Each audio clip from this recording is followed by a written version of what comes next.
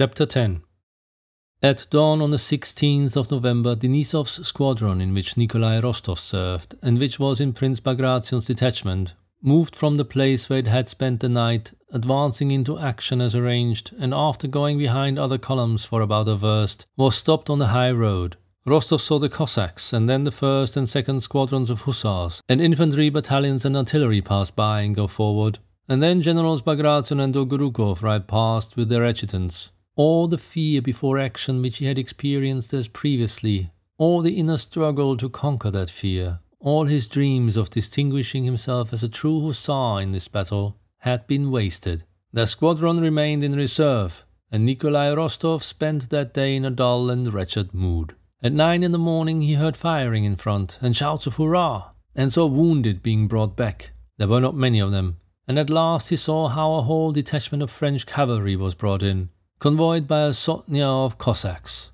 Evidently the affair was over, and though not big, had been a successful engagement. The men and officers returning spoke of a brilliant victory, of the occupation of the town of Wischau, and the capture of a whole French squadron. The day was bright and sunny after a sharp night frost, and the cheerful glitter of that autumn day was in keeping with the news of victory which was conveyed not only by the tales of those who had taken part in it, but also by the joyful expression on the faces of soldiers, officers, generals and adjutants, as they passed Rostov going or coming. And Nikolai, who had vainly suffered all the dread that precedes a battle and had spent that happy day in inactivity, was all the more depressed. "Come here, Rostov, let's drink to drown our grief," shouted Denisov, who had settled down by the roadside with a flask and some food. The officers gathered round Denisov's canteen, eating and talking.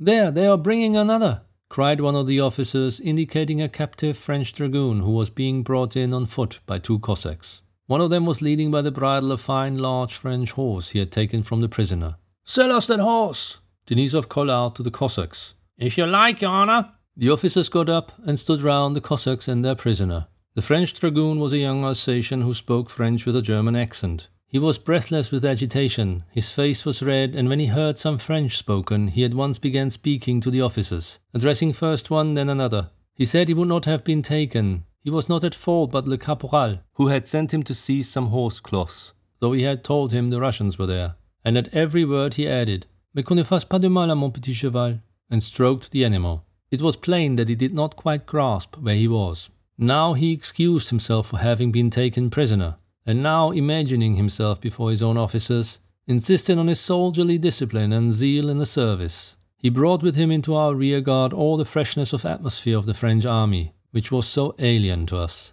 The Cossacks sold the horse for 2 gold pieces, and Rostov, being the richest of the officers now that he had received his money, bought it. "Mais qu'on ne fasse pas de mal à mon petit cheval," said the Alsatian good-naturedly to Rostov when the animal was handed over to the hussar.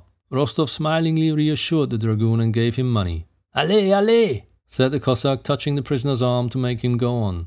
"The Emperor! The Emperor!" was suddenly heard among the hussars. All began to run and bustle, and Rostov saw coming up the road behind him several riders with white plumes in their hats. In a moment everyone was in his place waiting. Rostov did not know or remember how he ran to his place and mounted. Instantly his regret at not having been in action and his dejected mood amid people of whom he was wary had gone. Instantly every thought of himself had vanished. He was filled with happiness at his nearness to the Emperor. He felt that this nearness by itself made up to him for the day he had lost. He was happy as a lover when the longed-for moment of meeting arrives. Not daring to look round, and without looking round he was ecstatically conscious of his approach. He felt it not only from the sound of the hoofs of the approaching cavalcade, but because as he drew near everything grew brighter, more joyful, more significant, and more festive around him.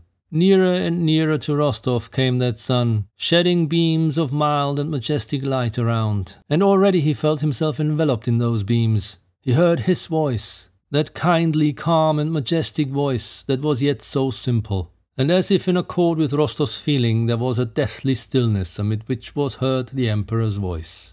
"Les hussards de Pavlograd?" he inquired. "La réserve, sire," replied a voice, a very human one compared to that which had said, "Les hussards de Pavlograd."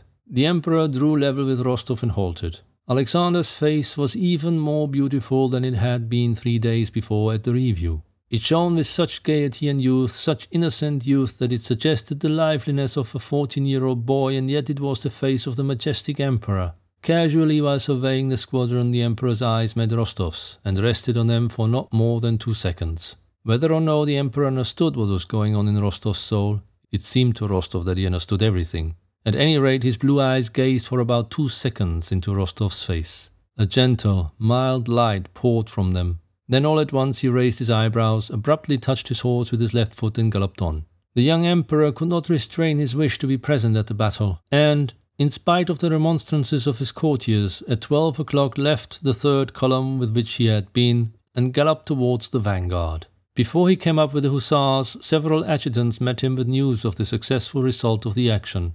This battle, which consisted in the capture of a French squadron, was represented as a brilliant victory over the French, and so the emperor and the whole army, especially while the smoke hung over the battlefield, believed that the French had been defeated, and were retreating against their will. A few minutes after the emperor had passed, the Pavlograd division was ordered to advance.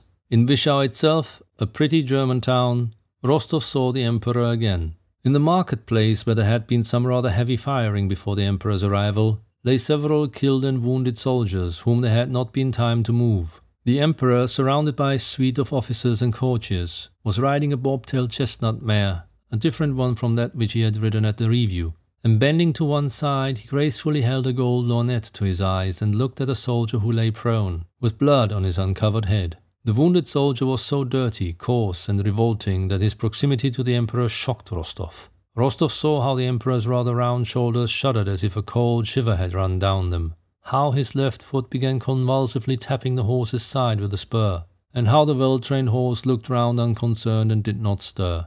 An adjutant dismounting lifted the soldier under the arms to place him on a stretcher that had been brought. The soldier groaned. "Gently, gently! Can't you do it more gently?" said the emperor, apparently suffering more than the dying soldier, and he rode away. Rostov saw tears filling the emperor's eyes and heard him as he was riding away say to Czartoryski, "What a terrible thing war is! What a terrible thing! Quelle terrible chose que la guerre!" The troops of the vanguard were stationed before Wischau within sight of the enemy's lines, which all day long had yielded ground to us at the least firing.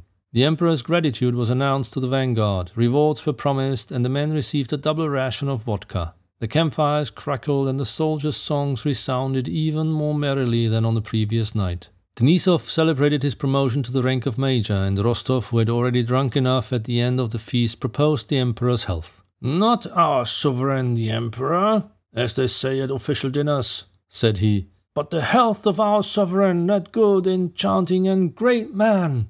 Let us drink to his health and to the certain defeat of the French.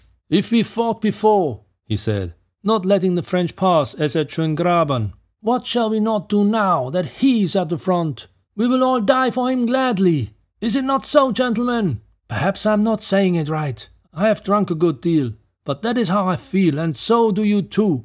To the health of Alexander I!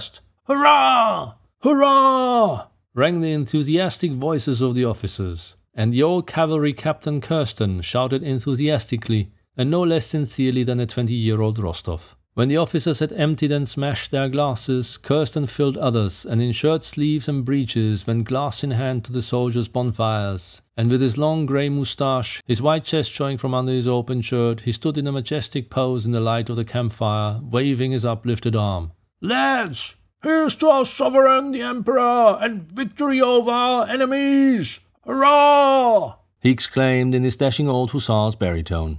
The hussars crowded round and responded heartily with loud shouts. Late that night, when all had separated, Denisov with his short hand patted his favourite, Rostov, on the shoulder.